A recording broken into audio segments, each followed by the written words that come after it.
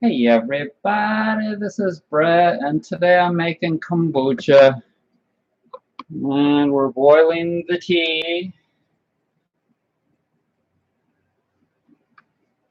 I've got my jar ready, I've got my SCOBY, and I'm actually going to drink some tea here, some kombucha, but I want to add some of these fresh raspberries. These are black raspberries, and I was going to drink it plain, but let's add it to the blender while we're waiting for the tea to brew.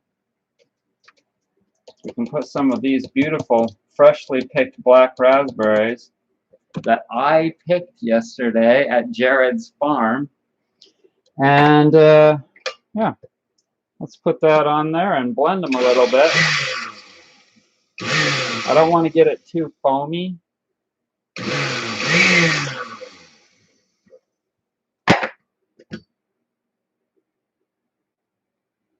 But it did.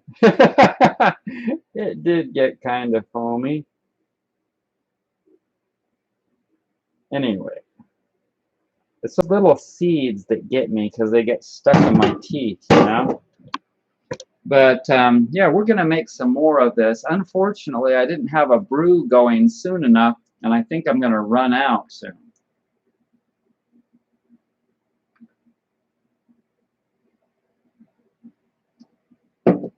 Good as usual.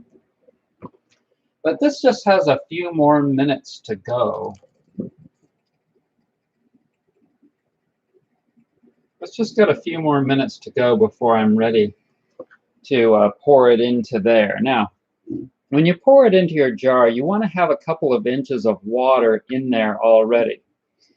And that's to prevent the jar from breaking, because these jars are not very strong. They're not very thick. And if you give it some hot liquid fast, it'll break it. I've already done that twice. So you can completely avoid that if you just put a couple of inches of water in it. And then after that, we're going to add sorghum syrup for the sweetener. This is a gallon of Muddy Pond sorghum that you can buy on the internet for about $35 plus $20 for shipping. And yeah, and then we're going to let that cool down, and then we'll put the SCOBY in there.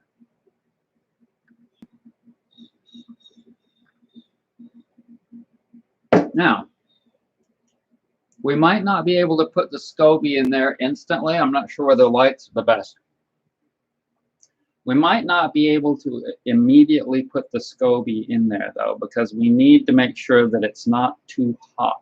The liquid is not too hot when we put the SCOBY in. But we've got plenty of liquid on the bottom of the SCOBY jar, as you can see. Plenty of liquid in there. And look at the quality of this SCOBY now that I've got the temperature right. Look at that. That is a thick and amazingly beautiful SCOBY. That is really nice. Hello, Atomigo. So it's a weekday and there aren't many people out there. Obviously, there's only 3 people watching, but you'll get to see this later. So it looks like the tea is really coming along here.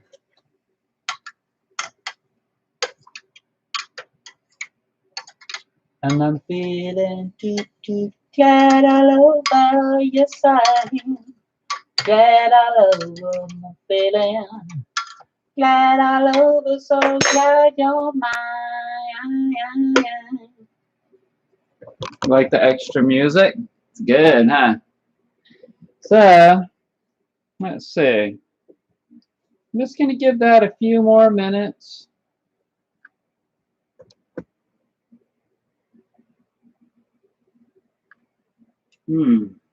Very good, very good.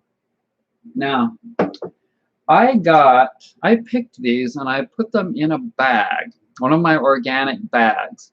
And I want to show you the beautiful color that that bag now has. that's not ever coming out.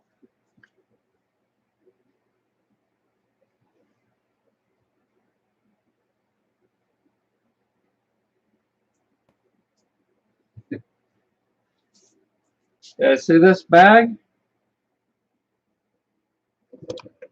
It has been dyed. It has been nicely dyed purple from those berries. So if you ever want a natural dye, see, with this many people on the earth, imagine like if they wanted to create natural dye for everyone. That'd be impossible. There's no way that you can do things naturally for 7.5 billion people. You can't. It's not possible. I mean, at least at this time, it's not possible. If there were raspberries planted all over the freaking place in all those cornfields for miles and miles in the Midwest, where they're growing genetically modified corn to create ethanol for people's cars to burn, I mean, yeah, if there was raspberries all over the place, there'd be plenty of natural dye. But there's not, because we haven't evolved to that point yet. But the tea is just about done brewing, and this has a really beautiful aromatic smell to it. Now look at the color of that. Can you see the color of that? It's kind of hard for me to show you. Look at that color. It's got an amazingly beautiful red color to it. I think we're going to go ahead and pour that in now. Oh, wait. You know what? We got to put a filter on there, and I don't know if I can do this with 2 hands, but I think I can.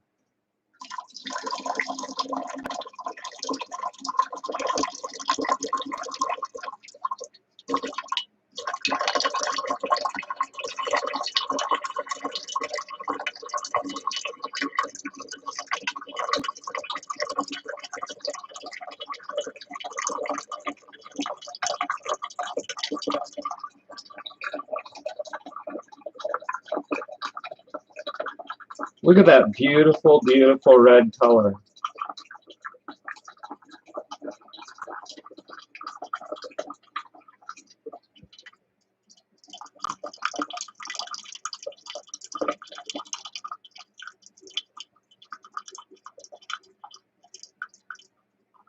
So if you're like one of my good friends and you want to start making kombucha, you can email me and I'll send you a SCOBY because I've got some extra ones.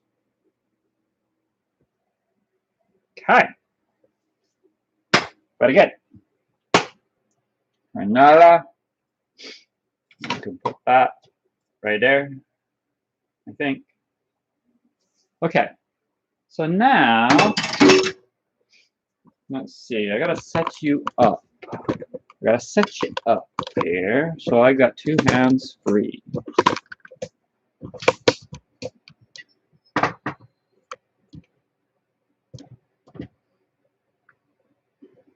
Okay, so now I'm going to add some water to this. No, wait. We're going to add the sorghum syrup, because that has to melt into this hot liquid. And I'm going to add about a cup of it.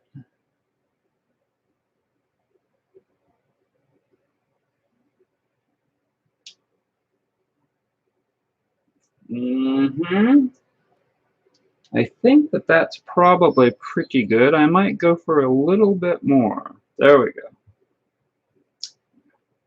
I'm just looking at how much I've taken from the side from having looked at it before.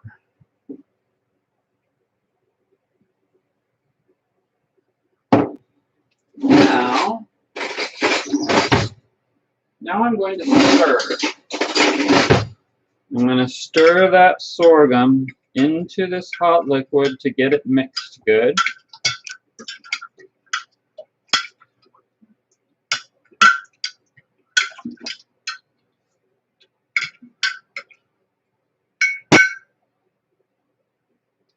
I met a ginseng barring queen in Memphis. Do. She tried to take me upstairs for a ride. I'm fine. I can't remember the next word. Now I'm going to wash my hands really good, because in a minute, I guess I'm not quite ready to put the stove in yet.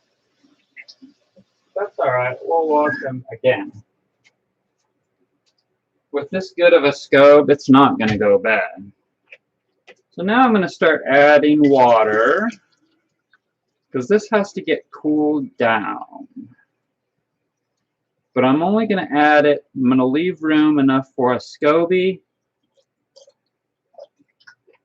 and a cup, or maybe a cup and a half of acidy kombucha starter.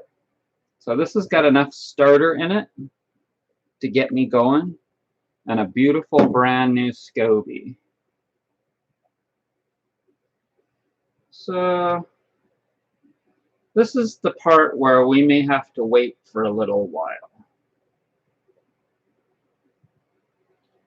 Let's check the temperature. Oh, this has a temperature gauge on the side.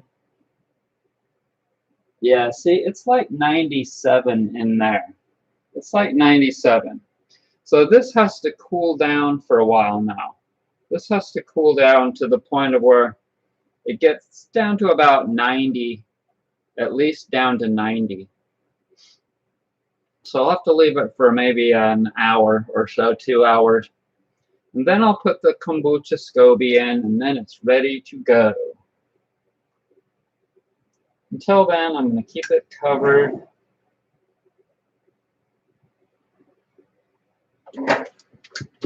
And I need to make some food for the day.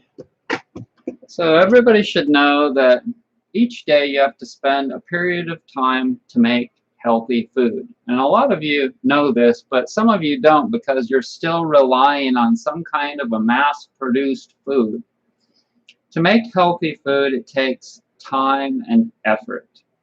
And some of you might say, well, I just don't have any time. Well, that's because you've created a lifestyle that sucks. You've bought into the mainstream yada yada, where everyone is just going as fast as they can to make as much money as they need to be able to buy all of this materialism and pay for mortgages and school loans and children and car loans and blah, blah, blah, blah, blah.